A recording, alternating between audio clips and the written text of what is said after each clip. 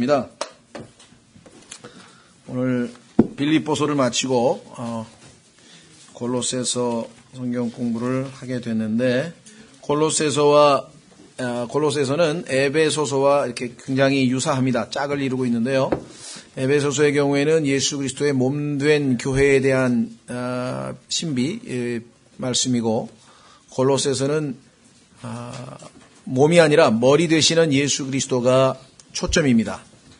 그래서 골로새서가 이 짧은 4장, 4장밖에 안 되는데, 그리스도란 말이 아마 26번인가 나올 거예요. 얼마나 많이 반복되는지 몰라요. 26번에 걸쳐서 그리스도. 그래서 여기 그리스도를 전부 밑줄을 치시면서 보시면, 우리말로 표현하면 그리스도 안에, in Christ라고 해서 그리스도 안에서 우리가 누리고 있는 축복들, 안이란, 그리스도 안에라고 하는 말이 반복돼 나오고, 두 번째는 그리스도와 함께란 말이 또 반복돼 나오고, with Christ죠. 네. 그 다음에 세 번째는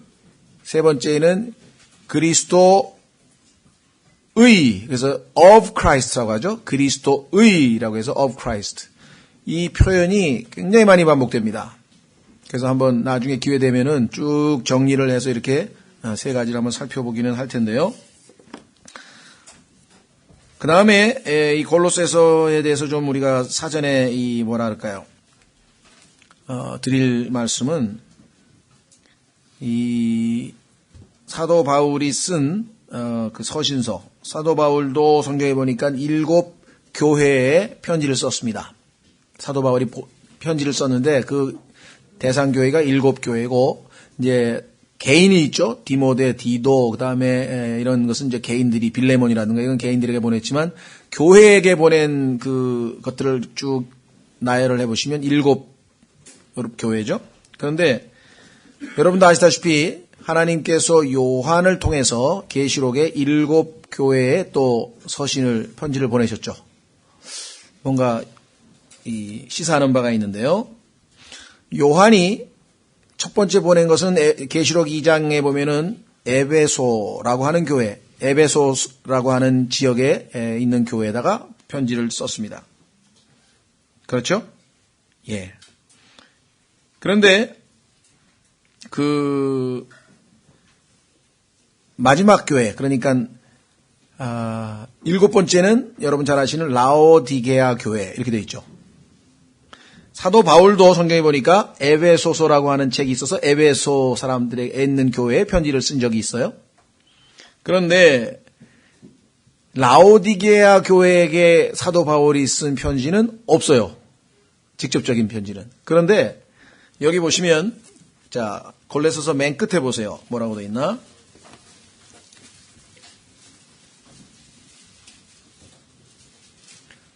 저기 이유진 형제님, 죄송한데 여기 물 좀 깜빡 잊어버려요. 자, 골로새서 끝부분에 보시면 편지는 골로새라고 하는 도시에 있는 교회에다 편지를 썼는데 끝부분에 이렇게 나옵니다. 15절에 4장 15절, 라오디게아에 있는 형제들과 num바와 그의 집에 있는 교회에게 문안하라. 골로새하고 라오디게아가 굉장히 가까운 거리에 있었거든요. 그러니까 라오디게아가 아마 남쪽으로 한 20-30km 상당히 가까운 지역에 있었어요. 그래서 이 서신을 16절, 너희 가운데서 읽은 뒤에 라오디게아 사람들의 교회에서도 읽게 하고, 그러니까 간접적으로는 라오디게아에 있는 곳에 편지를 쓴 셈이네요. 바울도. 그렇죠. 또 라오디게아로부터 오는 서신을 너희도 읽으라 이렇게 얘기했어요. 그러니까 하나님의 말씀은 어떤 특정 교회에 일단 필요에 의해서 보내긴 했지만 그것이 보편적인 성격을 다 갖게 된다는 거죠. 누구에게나 다 읽을 수 있도록. 자, 그래서 놀랍게도 이 골로새라고 하는 이 곳에 라오디게아라고 하는 그 도시 이름이 5번이나 언급되어져 있습니다. 5번이나. 그렇죠? 예, 그래서 우리가 이 라오디게아 교회 시대에 살고 있다, 그런 말 들어보셨죠? 우리가 지금 살고 있는 이 시대가 요한계시록에 따르면 라오디게아 마지막 교회 시대니까 계시록 2장과 3장에 보면은 하나님께서 요한을 통해서 편지를 보내라 해서 7교회에 보냈는데 첫 번째 교회가 에베소 교회고 그 다음에 계속해서 라오디게아 교회가 맨 마지막 교회인데 그 7교회는 단순히 그 당시 터키, 지금 당시에 소아시아고 아시아고 지금은 이제 우리가 소아시아라고도 하고 또 터키라고 하는 이 지역에 있는 7 구체적인 지역 교회뿐만 아니라 2000년 교회사에서 시기별로 모든 교회의 역사를, 그죠? 교회 시대를 아주 이 요약해서 예수 그리스도께서 그 특징들을 잘 설명해주고 또 특징을 지닌 교회들을 뽑아서 이렇게 대표격으로 해서 내세웠다. 이렇게 우리가 공부를 한 적이 있습니다. 그래서 오늘날 이 시대, 즉 우리가 라오디게아 교회 시대에 살고 있는데 라오디게아 교회에 있는 사람들에게도 읽어야 한다고 한 말씀으로 봤을 때 상당히 예언적인 특징, 예언적인 성격이 강하다. 오늘날 우리가 살고 있는 이 시대에 우리에게 막바로 적용되는 내용들이 굉장히 많다.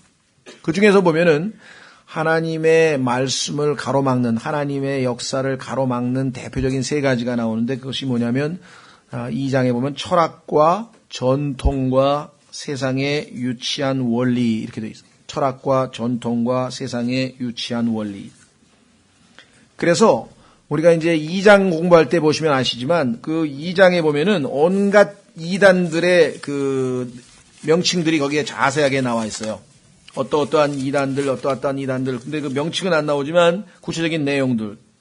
그래서 우리가 여러분들 아마 교회사에서 들어보신 적이 아마 있으실 터인데 영지주의라든가 또 율법주의라든가 그 다음에 또 이 신비주의라든가 또는 금욕주의라든가 뭐 이런 종류의 모든 그 이단들에 대해서 경고의 말씀들이 아주 집중적으로 나오는 것을 우리가 보게 됩니다. 자, 그래서 우리는 이와 같은 그 사전에 이 간단한 그 배경을 좀 보시고요.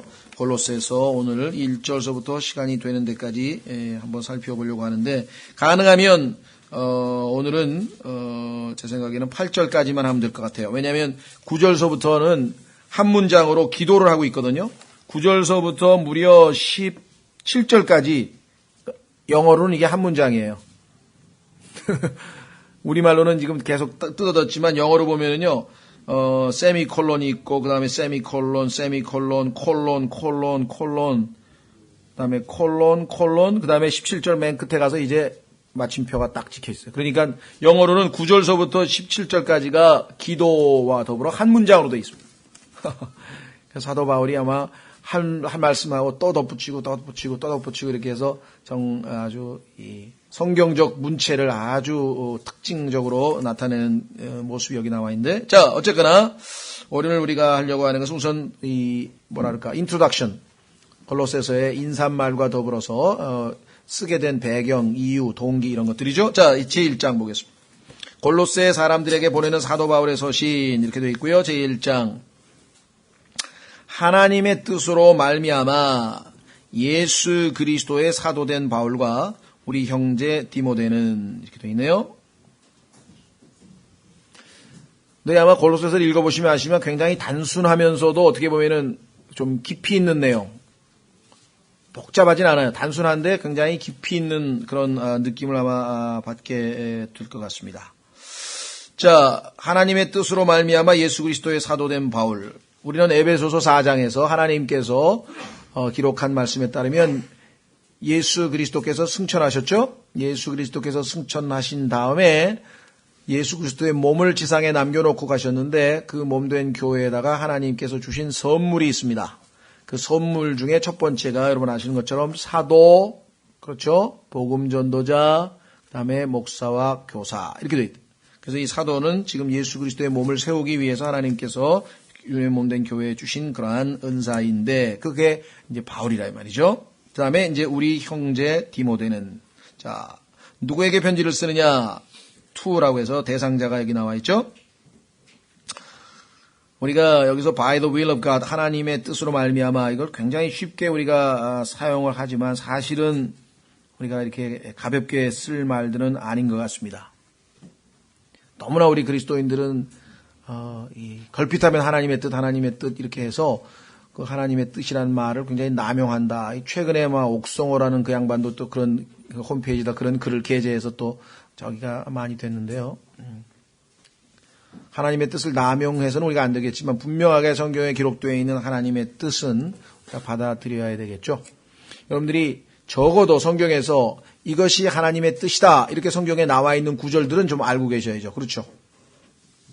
성경에 보면 하나님의 뜻이라고 하는 구체적으로 나와 있는 그 표현들이 무엇인가? 여러분 떠오르는 게 뭐가 있습니까? 하나님의 뜻이 명사로도 나오고 여기 나온 것처럼 by the will of God 또는 God will 하나님이 뜻을 지니고 있으시다. 동사 또는 would라고 하는 과거시에서 동사로 나올 수도 있어요. 성경에서 제일 중요한 하나님의 뜻은 무엇이냐? 첫 번째, 모든 사람이 구원을 받는 것입니다. 그래서 만약에 여러분들이 구원과 관련된 뭔가를 한다면 이건 하나님의 뜻을 수행하고 있는 거죠. 전도지를 나누어 주든 중보 기도를 하든 아니면 신방을 가든 아니면 책을 사서 누구에게 선물을 하든 그것이 그 사람의 구원을 이루는데 조금이라도 도움이 되는 그러한 것이라면 하나님의 뜻과 관련이 되겠죠. 그래서 디모데전서 2장 4절에 하나님께서는 모든 사람이 구원을 얻는 것을 뜻하고 그런 의지를 가지고 계신다. 하나님의 뜻이다 이 말이죠. 그 다음에 진리의 지식을 얻는 것. 그러니까 여러분들이 부지런히 성경을 공부하고 부지런히 하나님 말씀을 듣고 관련된 서적을 읽고 더 깊이 있게 하나님의 진리의 말씀을 조금이라도 더 알려고 애를 쓴다면 역시 그것은 하나님의 뜻입니다.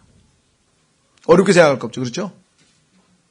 자, 그 다음에 여러분 잘 아시는 그 유명한 구절 뭐입니까? 항상 기도하라. 그죠? 쭉 나오죠? 뭐죠? 모든 일에 감사하라죠. 18절이. 데살로니가전서 5장 18절. 모든 일에 감사하라. 이것은 너희를 향하신 예수 그리스도 안에서 너희를 향하신 하나님의 뜻이니라. 성경에 분명하게 하나님의 뜻이 나와 있어요. 그렇죠? 정확하게 읽어드리면 모든 일에서 감사하라. 이것이 그리스도 예수님 안에서 너희에 대한 하나님의 뜻이니라. 하나님의 뜻 벌써 우리가 3개가 나와 있는데요. 구원, 진리의 지식, 그 다음에 감사. 자, 그 다음에 데살로니가전서 4장에 보면은 이것이 하나님의 뜻이니 곧 너희가 거룩하게 사는 것이라. 거룩하게 사는 것. 하나님의 뜻은 이것이니 곧 너희가 거룩히 구별되는 것이라. 너희는 음행을 삼가고 너희 각 사람이 거룩히 구별함과 존귀함으로 자기 그릇을 소유할 줄 알되 우리 것이 아니고 하나님의 소유다. 하나님만을 위해서 우리의 삶 전체를 따로 떼어놓는 것, 거룩한 삶. 역시 하나님의 뜻이라고 성경에 나와 있습니다. 뿐만 아니라 국가의 권력, 즉 왕을 존경하고 통치자에 대해서 우리가 그들을 honor, 존경을 가지고 이렇게 인정하고 하는 그와 같은 것 역시 하나님의 뜻이라고 성경에 또 나와 있습니다. 그러니까 성경에 분명하게 하나님의 뜻이라고 된 것이 참 많이 있어요. 그렇죠? 예. 그런데 그냥 걸핏하면 자기에게 일어나는 일 이거 다 하나님의 뜻이야. 하나님의 뜻이 아닌 게 어디 있어요? 그렇게 치면. 모든 게 다 하나님의 뜻이지. 하나님의 뜻에는 성경에 보니까 2가지가 있거든요. 하나는 하나님의 직접적인 뜻이 있어요. 하나님이 원하시는 거야, 직접. 두 번째는 하나님이 원치 않으시지만 하나님이 허락하시는 뜻이 있어요. 그래서 하나님의 직접적인 뜻, directive will of God. 그 다음에 하나님이 원치는 않아. 그런데 허락은 해줘. God's permissive will. 예를 들면 하나님께서는 욥이 고난을 당하는 것을 원하진 않으셨어요. 그런데 마귀가 와가지고 자꾸만 얘기했을 때 하나님이 욥에게 고난을 가져다 주도록 마귀에게 허락을 해 주셨어요. 그렇죠? 우리의 삶에도 마찬가지입니다. 하나님께서 여러분과 제가 고난당하는 것을 원하시지 않지만 그 고난당하는 것을 때로는 허락을 하시는 경우가 있겠죠. 그렇죠? 예. 자, 그래서 여러분들이 하나님의 뜻에 대해서 한번 깊이 있게 한번 생각해 볼 기회가 하자. 바울은 분명하게 확신하고 있었어요. 자기가 사도가 된 것은 자기의 뜻대로, 자기가 원해서, 자기 마음대로 결정 내린 것이 아니라 하나님의 뜻으로 말미암아 이루어진 것이다.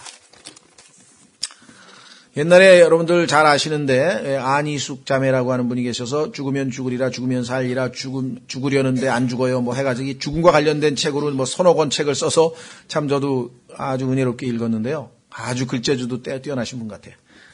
그런데 그분이 쓴 책 중에 죽으면 살리라라는 책에 보면은 그 얘기가 나와요.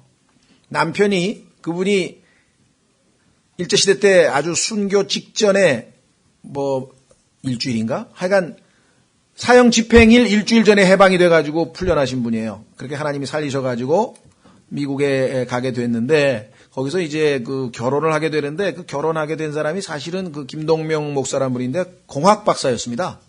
공학도였는데 그분이 하나님의 뜻에 따라 이제 목사 돼가지고 LA의 한인 침례교회를 이렇게 목회하게 되는데 그때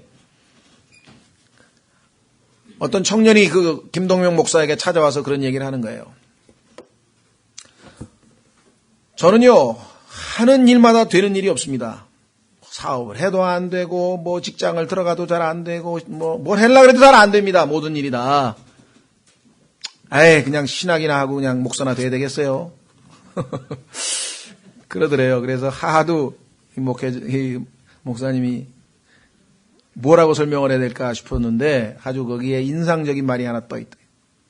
이게 뭐냐면은 하나님이 시키지도 않은 목사가 제일 비참한 인생입니다. 잘 기억하십시오. 다른 건 몰라도 하나님이 시키지도 않은 목사는 정말 비참한 거다 이거예요. 그렇지 않겠습니까? 네, 이거 조심하셔야 돼요. 오늘날 보면 그냥 뭐 걸핏하면 신학하고 막 이렇게 하려고 하는데 그 윌링 마인드는 좋아요. 나가 하나님을 섬기고자 하는 마음이 있습니다. 하나님이 원하시는 도구로 써 주시옵소서. 그렇죠? 네. 그러나 뭐 대학 학력 입학 시험 보는데 보니까 성적이 안 돼. 뭐 신학교밖에 안 되네. 그냥 신학에 가자. 이런 사람들이 한 90%인데 예. 예?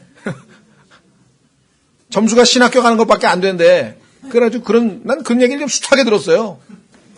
어떤 사람은 우리 어머니가 뭐 어렸을 때부터 저를 점 찍어놔서 그냥 어쩔 수 없이 신학했어요. 그런 사람도 있고요. 자신 있게 하나님의 뜻으로 저는 정말 원치 않았는데 하나님의 뜻으로 그죠? 네. 자, 그래서 이 하나님의 뜻 두 번째 골로새서에 있는 그리스도 안에 있는 성도들과 신실한 형제들에게 편지하노니 성도란 말 여러분 잘 아시죠? 우리말로는 영어의 saints인데 이거를 성자라고 카톨릭에서 얘기 많이 합니다. 성자의 반열에 들어가야 돼. 뭐 짠다르크처럼 이제 몇백 년 지난 다음에 성자 해가지고 그걸 캐노나이제이션이라는데 소위 말하면 딱 심사를 해요. 그 사람의 인생을 심사를 해가지고 쭉 해서 정말 뭐 예를 들면 카톨릭에서 봉사 많이 하고 살았나, 그 다음에 기적을 몇 번 기적도 몇 번 한 게 또 나와. 기적을 몇 번 행했나, 뭐 체험했나, 뭐 이런 거 쫙 해가지고 심사해가지고 성자 되면은 이제 막 교황이 탁 해가지고 막 성대하게 막 그 예배도 드리고 해요. 우리나라도 뭐 김대건 신부니 뭐 이런 사람들 다 뭐 올라가죠, 그렇죠? 정말 희한한 짓을 하는 거예요. 여기는 보니까 예수 그리스도를 믿으면 하나님께서 우리를 뭐예요? 성도로 삼으신 거야. 왜? 우리를 sanctified, 거룩하게 구별하셨으니까. 세상으로부터 구별시키셨으니까. 성도란 말은 세상으로부터 구별되어진 자들, 그런 뜻이야. 그런 자들이니까 삶도 정말로 누가 봐도 본이 되는 아주 훌륭한 삶을 살아야 된다. 그 말은 틀린 말은 아니지만 무슨 삶을 산 거를 보고 그걸로 해가지고 속에 성령님도 안 계시고 구원도 못 받은 사람인데 테레사 수녀는요 일기책에 보면은 자기가 하나님이 정말 계신지 안 계신지 존재에 대해서도 의심한 사람입니다. 그 사람의 테레사 수녀의 발언과 그 직접적인 자기가 한 그 글 쓴 거에 근거하면 절대 구원받은 그리스도인이 될 수 없는 분이에요. 인간적으로는 뭐 훌륭한 일 했는지 안 했는지 모르지만 근데 그것도 아닌 것 같아 보니까. 테레사 수녀한테 나는 사기당했다 해가지고 그 밑에서 일한 수녀가 또 근데 모르지 이제 그 사람도 또 요즘에 정치 폭로를 하도 이상하게 하니까 진짜인지 가짜인지 모르겠지만 하여간 테레사 수녀에 대해서 그 사람이 뭐 돈 챙기고 어디다 뭐 구자 뭐 숨겨놓고 뭐 이런 얘기 또 써놓은 사람 또 있어요. 그러니까 우리는 어디가 어디까지 진실인지 모르니까 하나님 앞에가 나타나겠지만은 어쨌거나 성경에서 성도라고 하는 개념을 여러분들이 정확하게 하시다. 사람들이 아마 기절할 거야. I am a saint. 나는 성자입니다. 당신이 무슨 성자야? 나는 아무리 봐도 내가 성자가 아닌 것 같은데 하나님이 나보고 성자라 그러니 어떡합니까? 변명이 답이 그거 아니에요. 그렇잖아요. 예, 참 세인트답게 내가 못 살아서 참 부끄럽지만 그래도 신분이 성자인 걸 어떡하냐 이게. 하나님의 아들인 걸 어떡하냐 이게 나보고. 자, 그 성자에 대한 개념을 좀 잘 기억하시고 신실한 형제들에게 편지하노니 faithful 참 너무나 아주 좋은 그 어휘인데요. 믿음으로 직역을 하면 가득 차 있다. 그래서 정말 신실하다. 아주 정말 믿을만하다 이 말이죠. 그래서 하나님 우리 아버지와 주 예수 그리스도로부터 은혜와 평강이 너에게 있을지어다.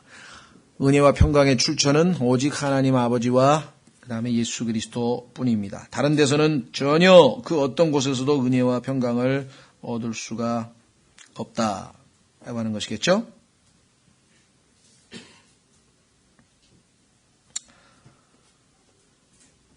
자, 그래서요, 우리가,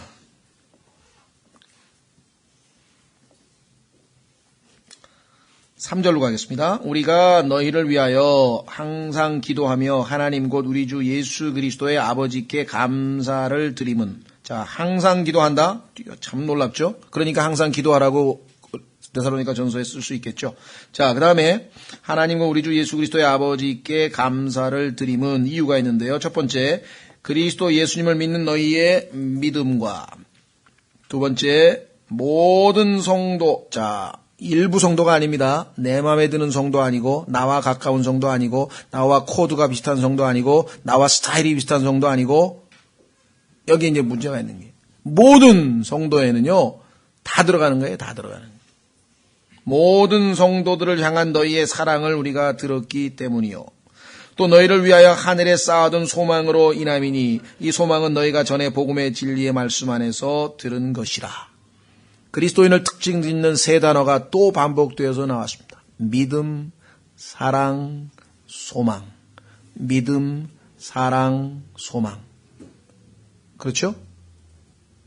항상 바울은 그리스도 안에서 딱 눈에 띄는 게 뭐예요? 믿음.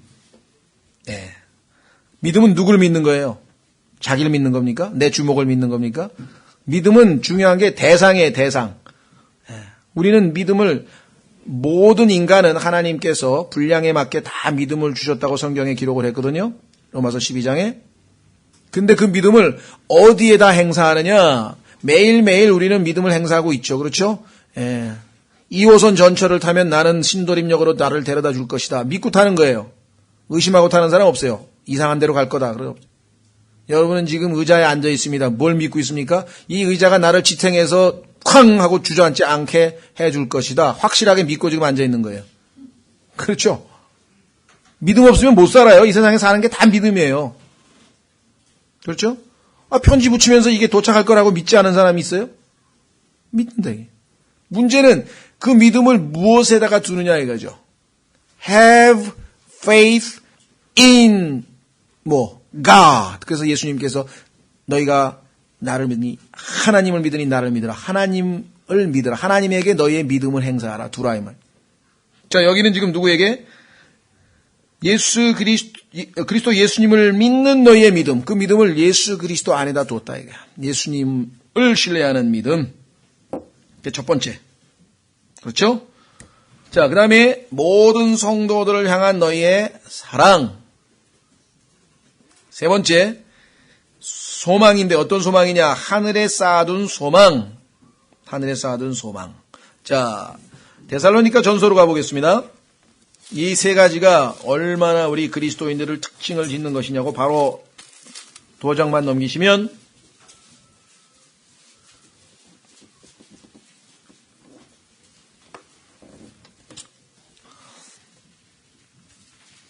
데살로니가 전서 1장. 자, 보세요.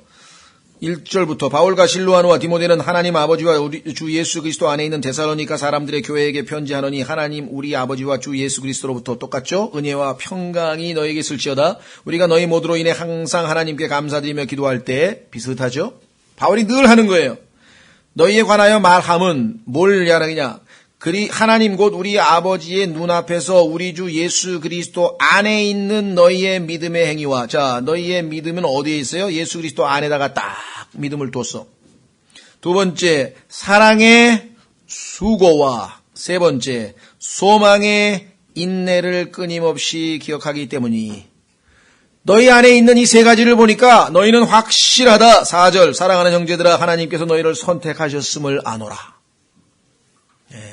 엄마 뱃속에서부터 선택받고 뭐 그게 아니라 보니까 너희는 분명하구나, 확실하구나, 뭐 이 세 가지가 너희 안에 있더라.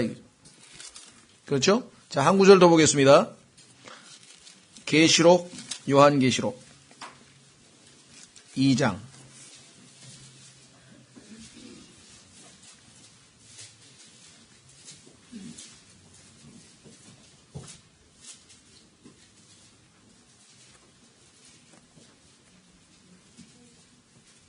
자, 요한계시록 2장에 보시면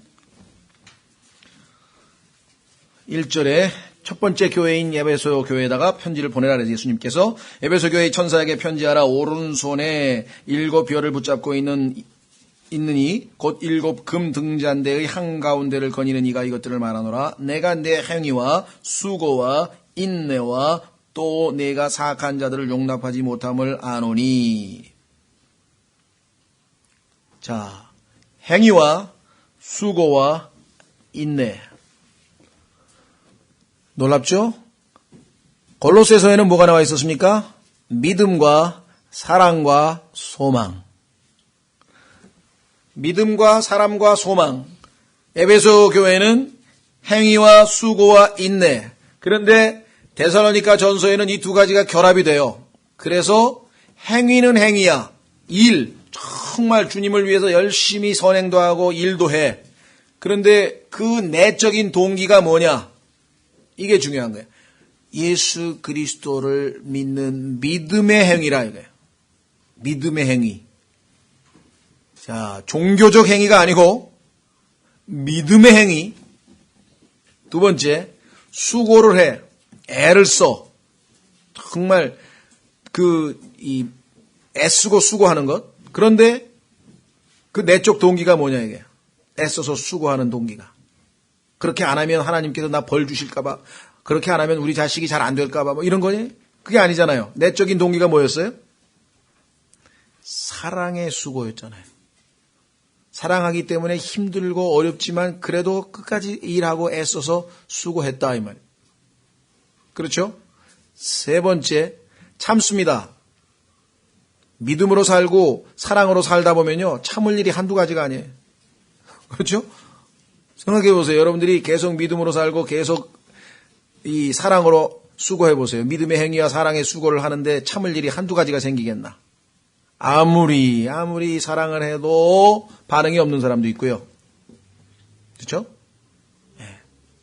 그럴 때 인내를 하게 되는데 그 인내의 원인제고 어떻게 인내를 하게 되는가? 하나님이 내가 인내 안 하면 화를 내시니까 어쩔 수 없다. 이를 악물고 참자. 그겁니까? 성경에서 요구하는 인내는 그게 아니라 소망의 인내예요. 이 모든 과정들이 다 지나가고 어떻게 돼요? 예수 그리스도께서 오셔서, 그렇죠? 예수 그리스도께서 오셔서 내가 한 믿음의 행위와 사랑의 수고에 대한 모든 보상을 해 주실 것이라는 그런 소망이 있어서 소망의 인내가. 자, 그래서 골로새서에 나와 있는 것과 에베소 교회에 나와 있는 것이 합쳐져서 데살로니가 전서에 나왔기 때문에 데살로니가 교회는 성경에서 아주 모범적인 교회로 그냥 무조건 일만 열심히 하는 교회가 아니라 믿음으로 일하는 교회, 그냥 수고하는 교회가 아니라 사랑으로 수고하는 교회, 그냥 참는 교회가 아니라 소망 가운데 인내하는 교회. 이렇게 됐다. 자, 그래서 우리 골로새서에 이 세 가지가 역시 이 교회에도 있었네요. 그래서 바울이 감사하는 기도를 하나님께 드렸다. 그렇게 나와 있죠? 자, 여기서 한 가지 짚고 넘어갈 것은 소망인데요. 소망이 어떤 소망이냐? 하늘에 쌓아두었다 그랬네요. 자, 성경에서 보면은 소망에 대해서 우리가 두 가지를 살펴볼 수 있습니다. 첫 번째, 디도서 2장 13절로 가보시겠습니다.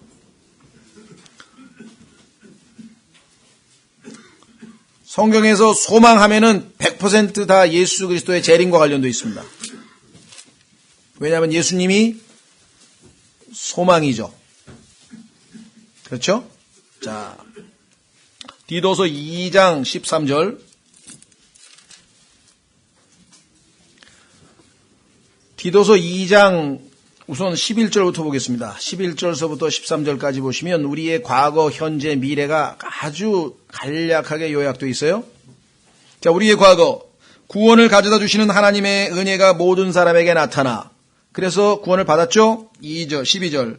우리를 가르치시되 구원만 받고 달랑 끝이냐? 아니고 은혜가 계속해서 우리를 가르치고 계십니다. 뭘 가르치십니까? 경건치 아니한 것과 세상에 속한 정욕들을 우리가 거부하고, 자, 하나는 버리라 그랬죠. 아까 베드로전서에서 옛생활을 청산하고, 두 번째, 이 현 세상에서 맑은 정신을 가지고 의롭게 하나님의 뜻대로 살며, 세 가지 방식으로 사네요. 맑은 정신을 가지고 산다는 얘기는요, 우리의 생각을 마땅히 생각할 바를 생각하는 거야. 쓸데없고 어리석고 헛된 생각을 안 하고 생각을 항상 건전하게 가지고 있는 것.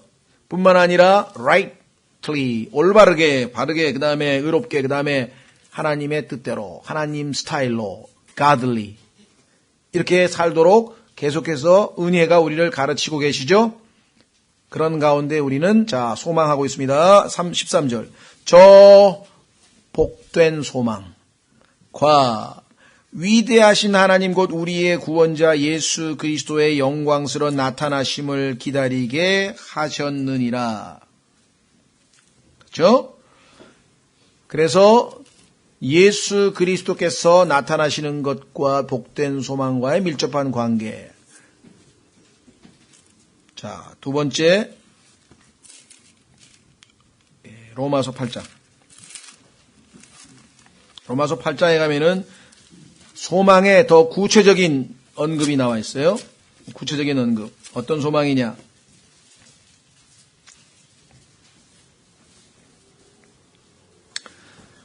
창세기 3장에서 하나님께서 인간이 타락으로 인해서 땅을 저주하시고 인간에게 저주를 내시고 뱀에게 저주를 내리신 이후에 이 땅에 있는 피조물들은 전부 다 주님이 다시 오셔서 그 저주에서 풀려날 날을 소망하고 기다리고 있다 그랬습니다. 그래서 로마서 8장 19절에 피조물이 간절히 기대하며 기다리는 바는 하나님의 아들들이 나타나는 것이라. 여러분과 제가 이제 예수 그리스도와 함께 나타나게 되면 20절 피조물이 헛된 것에 격정하게 된 것은 창세기 3장 자진해서 된 것이 아니요 소망 중에 그것을 복종하게 하신 분으로 인한 것이니 하나님께서 저주를 하신 거죠.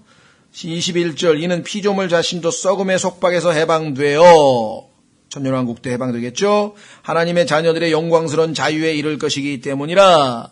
22절 또 전체 창조물이 지금까지 함께 신음하며 고통 중에 상고를 치르는 줄을 우리가 아나니 그들뿐 아니라 우리 자신 곧 성령의 첫 열매를 소유한 우리까지도 속으로 신음하며 양자 삼으심 즉 우리의 몸의 구속을 기다림은 혼은 구속받았고 영은 우리가 거듭났지만 우리의 몸은 여전히 구속되지 못한 상태에 있죠. 그래서 주님이 오시면 우리의 몸이 영광스러운 몸으로 구속받게 될 것을 우리는 알고 있기 때문에 그 소망을 기다리고 있다. 24절 그래서 우리가 뭐예요? 소망으로 구원을 받았기 때문이라.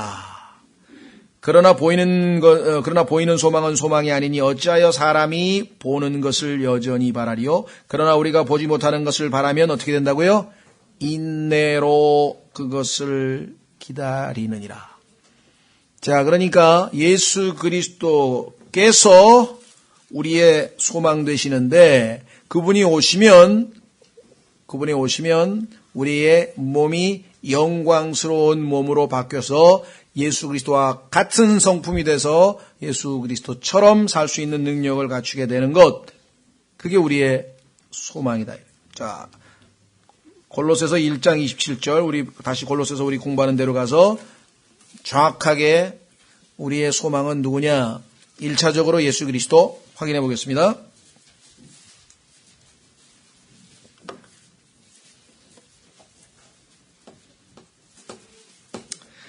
골로새서 1장 27절. 하나님께서 이방인들 가운데서 이 신비의 영광이 얼마나 풍성한가를 자신의 성도들에게 알리려 하시나니, 하나님이 알려주고 싶은 신비가 있어. 그 신비가 뭐냐? 이 신비는 너희 안에 계신 그리스도 곧 영광의 소망이시니라. 자, 신비가 많죠. 성경에 보니까 제일 큰 신비 중에 하나는 하나님께서 인간의 육체를 입고 나타나셨어요. God manifest in the flesh. 육신으로 나타나신 하나님. 그래서 그 위대하도다 경건의 신비요. 그렇게 나와 있잖아요. 그렇죠? 놀라운 신비 가운데 하나. 그런데 또 하나님께서 우리에게 알리고 싶으신 정말 어쩌면 그것보다 더 신비로운 신비. 하나님께서 인간의 몸을 입고 나타나신 것도 신비지만 그 하나님이 예수 그리스도가 그렇죠? 부활하셔서 승천하셨는데 그 예수님이 어떻게 우리 안으로 영의 형태로 들어와 계신다. 거기 나와 있대. 우리 안에 계신 그리스도. 누구든지 그리스도의 영이 없으면 하나님의 사람이 아니라. 그렇죠? 그러니까 생각을 해보세요. 우리 안에 우리가 얼마나 작은 존재인데 온 우주 만물을 창조하신 그 하나님께서 우리 안에 들어와 계신데 그것이 여러분과 저의 소망이라는 거예요. 소망. 왜 그렇습니까? 우리는 지금 이 겉에 껍데기 육체 안에 죄가 있죠? 그렇죠? 그렇죠? 네. 우리 안에 계신 그리스도께서 우리 안에서 지금 하나님의 말씀을 통해서 계속해서 계속 생명이 자라나고 풍성해지고 더 자라나고 그래 나중에 예수님께서 오실 그 순간에 우리가 뭐예요? 완전히 우리 안에 계신 하나님의 아들이 나타나 버리는 거예요. 그게 지금 하나님의 아들들이 나타나기를 소망하고 있다 그랬죠. 그렇게 되면 여러분과 저는 우리가 원하는 것을 무엇이든지 해도 하나님의 뜻에 결코 어긋나지 않은 그러한 삶을 살 수 있는 거지. 얼마나 복된 소망이냐. 지금은 우리 육신 때문에 우리 자신을 항상 부인하고 하나님 뜻에 우리 자신을 굴복시켜야 된다는 거예요. 그렇죠? 그건 때로는 우리를 너무 사랑하기 때문에 그렇게 안 하고 그냥 우리 육신이 원하는 대로 행동해버려서 결국은 죄를 짓고 하나님의 뜻에 어긋나게 되는데 그때 가면 우리의 성품이 예수님처럼 완전하게 100% 똑같기 때문에 예수님께서 이 땅에서 단 한순간도 하나님의 뜻을 어기지 않고 사셨던 것과 똑같은 삶을 살 수 있는 엄청난 사람으로 변모되어 있게 될 것이라는 것이죠. 자, 그게 바로 하늘에 쌓아둔 소망이에요.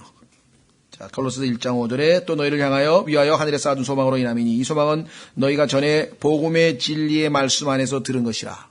자, 복음의 진리를 들을 때 여러분들이 바로 이 소망에 대해서도 우리가 반드시 증거해 줘야 됩니다. 예수 그리스도의 재림에 대해서. 그래서 데살로니가 전서에 보면요.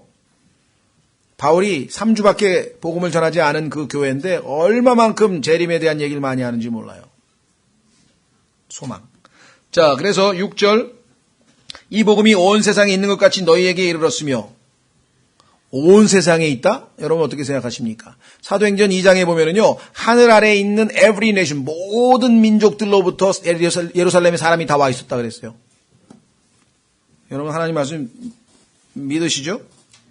예. 사도행전 2장에 당시에 하늘 아래에 있는 모든 민족으로부터 사람들이 와서 다 오순절 체험을 하고 간 거예요. 확인해 보세요. 사도행전 2장에. 사도행전 2장 5절. 사도행전 2장 5절. 독실한 유대인들이 하늘 아래 모든 민족으로부터 나와 예루살렘에 거하고 있더니, 야, 이 사람들이 복음을 듣고 3,000명이 구원을 받게 되는데요, 하루에. 그 중에 절반 1,500명만 흩어졌다고 생각하면 어떻게 되겠습니까? 바울 한 사람이 약 30년 정도 사역을 했는데 그 바울 한 사람이 전 지중해 유럽 전체를 스페인까지 영국까지 다 휩쓸었거든요. 그러면 그 수없이 많은 사람들이 전 세계로 다 흩어졌다고 하면은 성경 말씀에 지금 골로새서 1장 6절에 얘기한 것처럼 온 세상에 복음이 있다. 이해가 되십니까? 자, 골로새서 1장 23절 보세요. 골로새서 1장 23절.